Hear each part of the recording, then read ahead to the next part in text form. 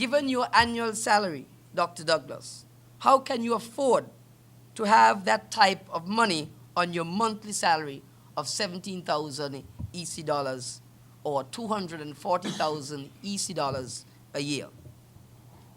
This one check for EC 256,500 that you paid to yourself is more than what you make in an entire year. 6, we have discovered that Dr. Douglas has been a signatory and owner of the Lex Consulting LLC accounts, of which we have spoken. 7, we have also found out and have the evidence that he has many U.S. accounts, including a new one, which we just discovered today, that is held at Citibank in the United States of America. 8, we also have evidence that shows that Dr. Douglas has been a customer for Lex Consulting LLC account at Citibank, not the one at Chase Manhattan, Chase Bank, but at Citibank since 1999. No matter what the Prime Minister tries, he cannot try to deflect the questions that the people have for him. The people are saying that with the $76 million that has passed through the account of Lex Consulting LLC, that money could have helped this country and avoid the $3 billion debt that Dr. Douglas has created. The people are saying that $76 million could have built 10 new schools and police stations. $76 million could have hired over 15,000 new police officers and buy enough equipment and 10,000 vehicles for the police. Dr. Douglas, please note that the $76 million could have bought chalk for schools, toilet paper, blackboards, chairs, desks, and other supplies for our schools that are hurting. Can someone tell Dr. Douglas that the $76 million could have built 25,000 affordable homes and cheaper homes for the poor people of this country? No wonder the people are wondering where the money is coming from for the Labour campaign. We wish also to tell you that another check was also written on the very same January the 4th for 5,000 US dollars made out to SK and Ground Handling Services. I wonder what did they handle for Douglas or what was imported. There is no doubt that the Prime Minister is aware of the accounts of Lex Consulting LLC. There is no doubt that he has control of the accounts. There is no doubt that he writes the checks for Lex Consulting LLC. There is no doubt that over $76 million have passed through the account. What the people want to know is, where is the money coming from? That is the important point. And that is why today,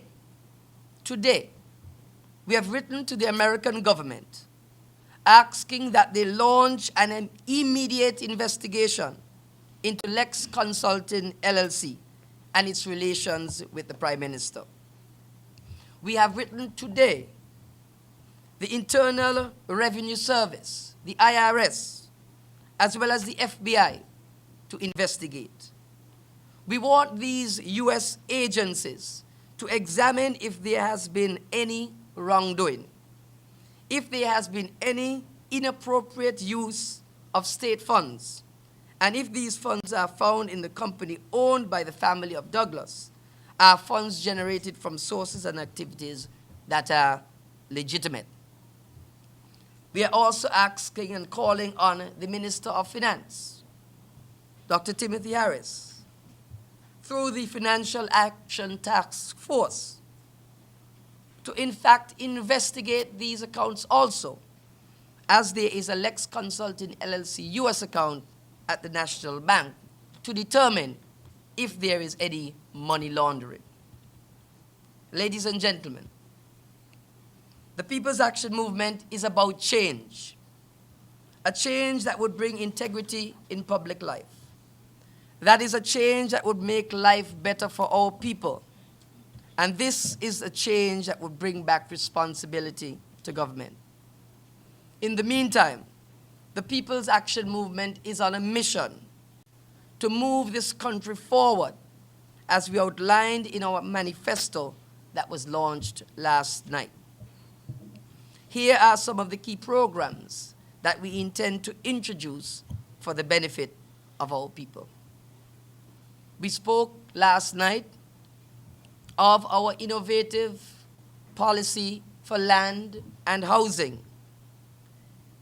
Land from January the 26th, 2010, when the People's Action Movement forms the government, will be sold to locals, to young people, young men and young women, middle-aged, all persons, lots of varying sizes, for 99 cents per square foot. The affordable homes that are now at a rate of some $665 will be reduced under a new People's Action Movement government by 25%, bringing the cost of those houses significantly down. We spoke about our national universal health insurance coverage, which is going to cover every single man, woman, and child in the country, so that persons will no longer have difficulty in obtaining medical attention, whether it is at home or abroad, but that our national health scheme will cover all individuals. We outlined our policy to cut the cost of living by removing all duties, all consumption taxes, all custom service charges on food, which will significantly reduce the cost of food.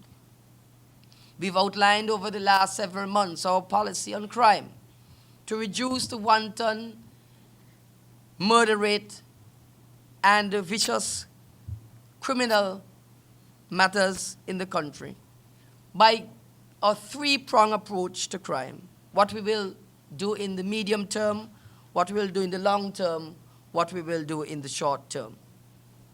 PAM, the People's Action Movement, we want to ensure that our streets are again safe.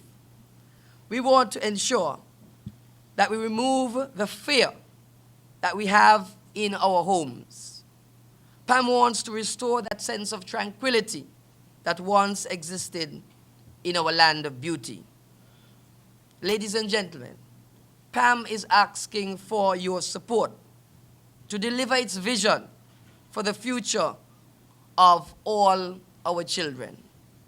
Our manifesto released last night, our platform for change released and unveiled to the public last night, is innovative. It's a serious approach to the key elements, the key issues that face our country today. We seek the trust. We ask the country to repose their confidence in the team of the People's Action Movement as we move forward to change the direction of St. Kitts and Nevis over the next 5 years. Thank you very much. Thank you very much, Mr. Grant, our political leader of the People's Action Movement. Ladies and gentlemen of the press, the floor will be open for your questions. I just want to indicate that we'd ask you to raise your hand, and once it's acknowledged that you indicate the organization which you represent, your name, and then you can pose a question. I just want to indicate that this afternoon we want to be very specific in terms of how we're dealing with this particular press conference. You have listened very closely to what Mr. Grant has said, and so you want to confine whatever questions you have to the issues which Mr. Grant raised at this particular time. So, ladies and gentlemen of the press, the floor is open for your questions. Yes, just identify. Good afternoon, Denise Allen, the Democrat. Mr. Grant, We were informed that observer teams from the Commonwealth